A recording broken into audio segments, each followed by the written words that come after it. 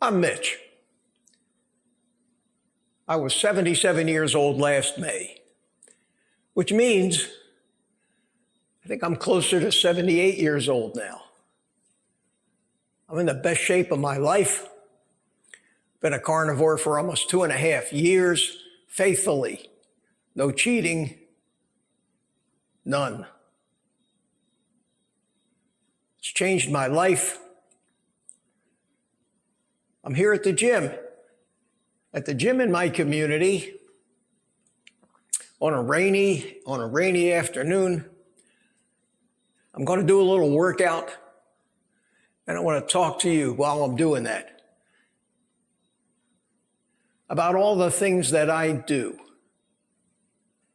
the things that have made me succeed, gotten me over a brutal carbohydrate addiction that for the first 75 years of my life ruled me, absolutely ruled me.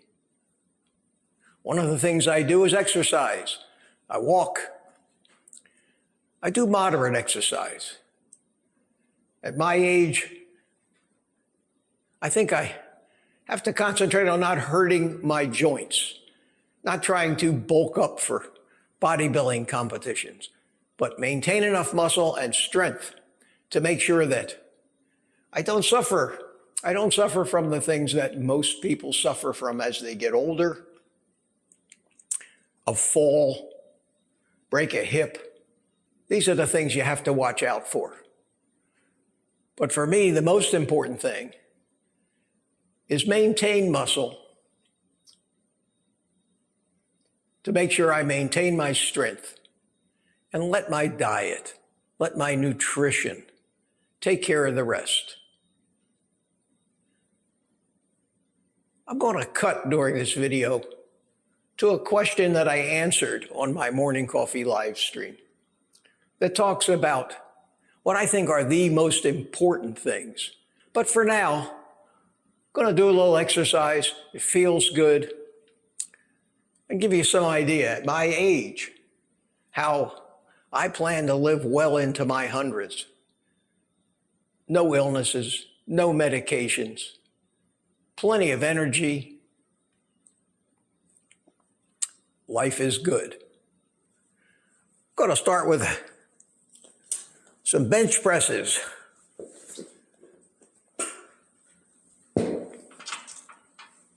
Not going to overdo it,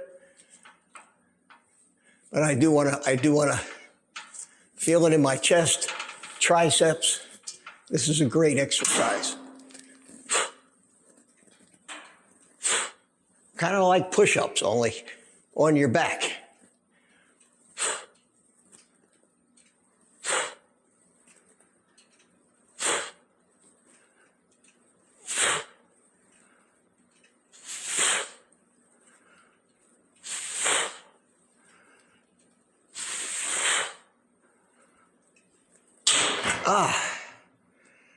That feels good. I'll do another set of them and then we'll be back. And I'll do the same thing at a 45-degree incline.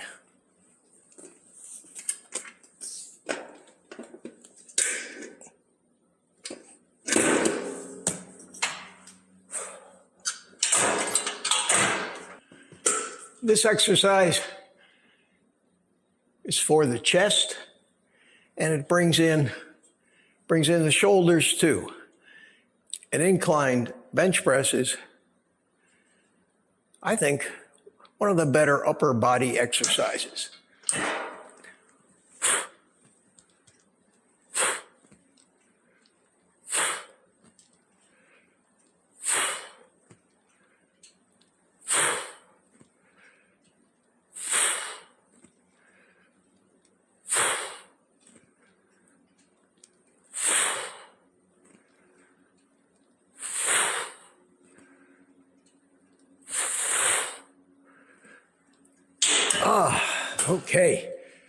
Okay.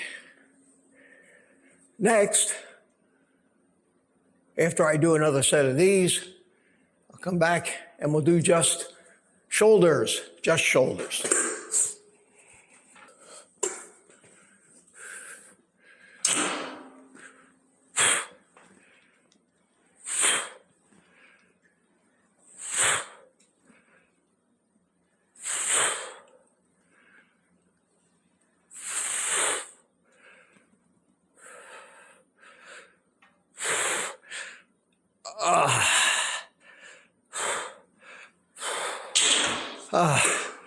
That's the toughest one for most people to do. It's muscles, unless we're lifting things over our head a lot. It's something you don't normally do, but it's a great exercise for strength. Continuing with the chest, we're going to do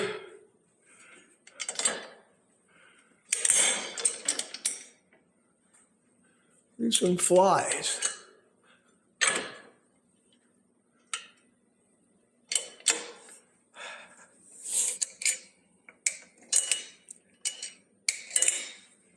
And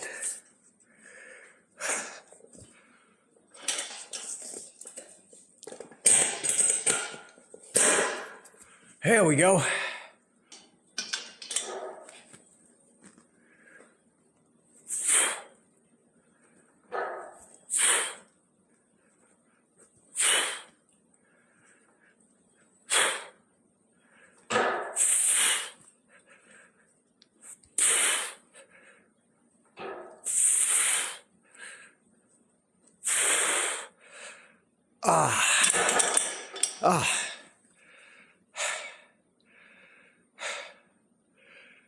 I'm not 30 anymore, that's for sure. These are pull downs. I'm going to do them in front of me and behind my head. These work out the shoulder muscles, chest muscles, biceps. Kind of like a chin up. Kind of like a chin up.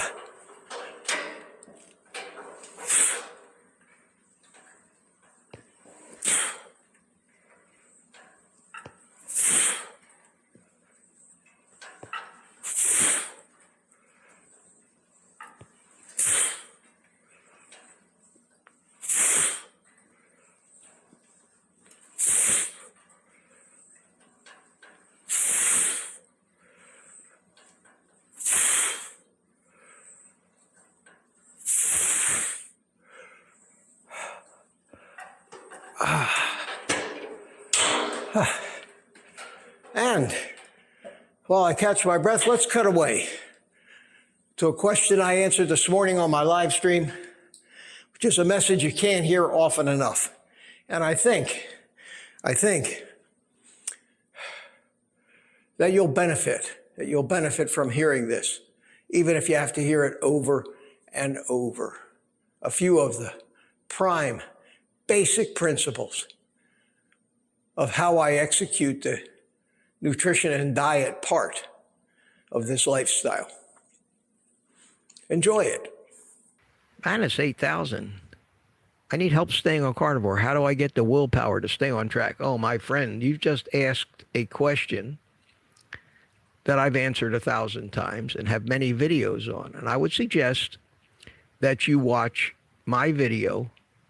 Just type, I have a playlist of how to start carnivore on my channel, which lists a number of videos that tell you how to start. And those videos tell you the things you need to do to beat down the addiction. And the two basic rules are you gotta convert yourself to a fat burner. You've got to go through a particular regimen for the first 30 days. And that regimen is very, very, very, very simple. It's number one, go into your bathroom, grab your bathroom scale, take it out to the trash can, and throw it away. Or hide it someplace where it'll be out of sight, out of mind for a couple of months. That's the first step. You don't do that, you've decreased your odds by 90% of succeeding. It sounds counterintuitive. But while you're trying to change your physiology, you do not use weight as a measure of success or failure. It has nothing to do with what you're trying to accomplish if you're trying to cure an addiction. It doesn't matter. It only creates disappointment, frustration. This ain't working, I give up. Doesn't matter how much you weigh. The second thing is why you're afraid to throw away the scale, because I'm telling you to eat until you can't move. I'm telling you to eat until the thought of putting another bite of food, of any food, even the bad foods in your mouth, create revulsion in you. So here I am giving you advice that you should stuff your face and never be hungry and eat 10,000 calories of meat every day if that's what it takes for you to never feel like you need to do. And that will give your cravings the opportunity to dial themselves way down. The temptations will reduce it to the point where you can handle them. And when you get even the slightest inkling of a temptation to have something that you don't want to have, you have to immediately start eating another complete meal of meat. I'm not talking about snacking or a bite of this or a bite. I'm saying that when you get to a point where you've got visions of sugar plums dancing in your head and you're starting the negotiation process with yourself to convince yourself why it's okay this time, you need to have a meal of high-fat, moderate protein. Beef, butter, bacon, eggs, fatty meat, anything. Burger patties, and you need to keep eating until satiety will not let you take another bite. And I don't care what time of day it is. I don't care how much you think you're gaining weight. I don't care. You have to do that because that physiologically is probably one of the only things that's strong enough. That feeling of satiety so overpowering that you can't look at food is the only thing strong enough to fight your subconscious when it thinks it's going to die tomorrow without sugar, because that's where all the sugar burners live, one day away from death. They live one day away from death because we can only store 1 day's worth of energy in the form of sugar in our body. We can store a year's worth of energy as fat, but when we're a sugar burner with high insulin, we can't get to the fat. It all makes sense. And it all is counterintuitive to everything we've been taught for our life. And it's counterintuitive to the reason that people go on a diet in the first place, to lose weight. That's what's on their mind. That's what every advertisement is aimed at. So yes, that's how you get the willpower to stay on track. You watch my videos and watch them again and tune in here. And if you have a problem, you say, I'm having a problem because of why, and we'll try to help you. Everybody in this community knows this stuff like the back of their hand. I discovered after 75 years that was the only way that I could get rid of a carb addiction and keep it off. And I haven't had a bite of that crap almost 2.5 years. Don't want it either. That's the beautiful part. I don't want it. But I do know that if I did start to get cravings, which I haven't, but if I did, or think, well, maybe I can add a little of that back because, I remember how much I used to enjoy. I'm done. I'm done when I start doing that. That's my subconscious again, rearing its ugly head, negotiating with me as to why it's perfectly okay this time. And I'll start back on this again on Monday. So watch those videos. I know that was a long answer, but that is the answer. An answer you're not likely to hear anywhere. They might allude to some of this, but they're not saying this. They're not saying this. They're not preaching it. They're not preaching it like I am. It is the answer. I have a lot of people here in this community that will swear to that right now. Thanks for that. Thanks for that comment. And it was a good one, and I hope what I told you helped. Go to my channel, find a playlist that says how to start carnivore, and just watch every one of those videos and watch them again. And then throw the scale away. Try to rid your house of all the crap you don't want to eat if you possibly can. It's hard to do unless you live alone. Go out and buy a bunch of meat and eggs and all that stuff so you always have it close. Keep food cooked up, ready to eat when those cravings start to rear their head. And I'm promising you this. If you even begin to think you're getting a craving, within a minute, start stuffing your face with a full meal of animal products and don't stop eating until you don't want to eat anymore or can't. And that's the only way you'll ever fix this, that I've discovered anyway. There you go. Do a little leg press here.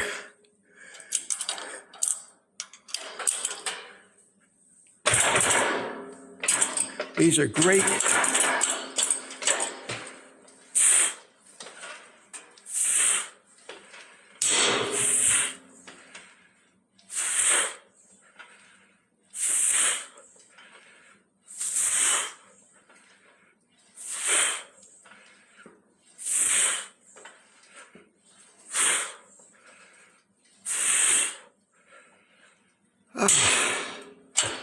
I do squats at home. I do push-ups at home. I do pull-ups at home. I do resistance bands at home. But it's good to come over here to the gym. It's good to come over here, use the machines, get some resistance. And I try to go through this routine at least three times a week. Let's do the pull-ups behind my back.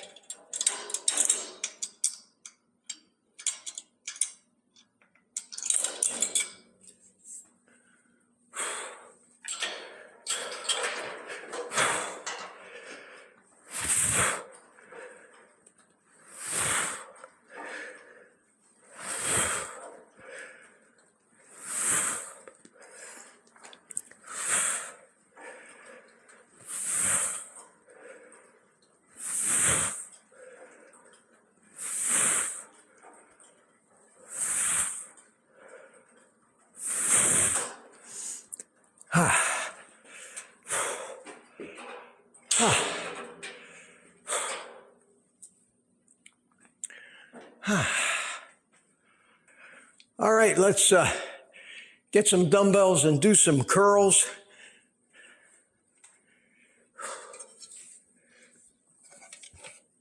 Okay.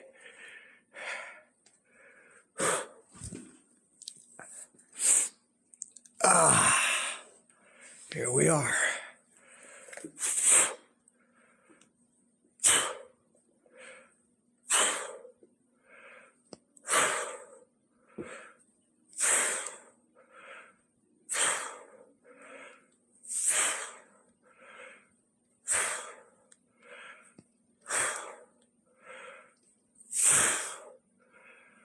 Okay.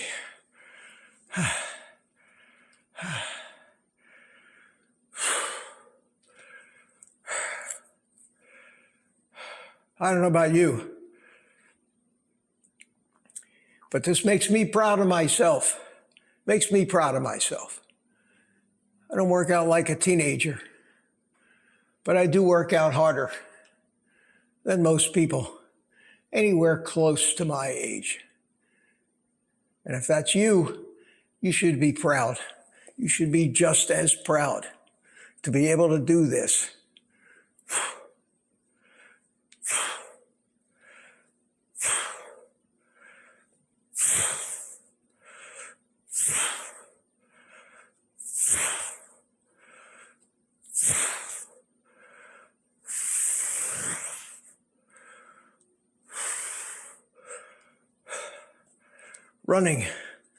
Running only on fat, not a drop of sugar in almost 2.5 years. Being a fat burner is definitely the way. Now we'll do some triceps. We'll do some triceps over here using this bar.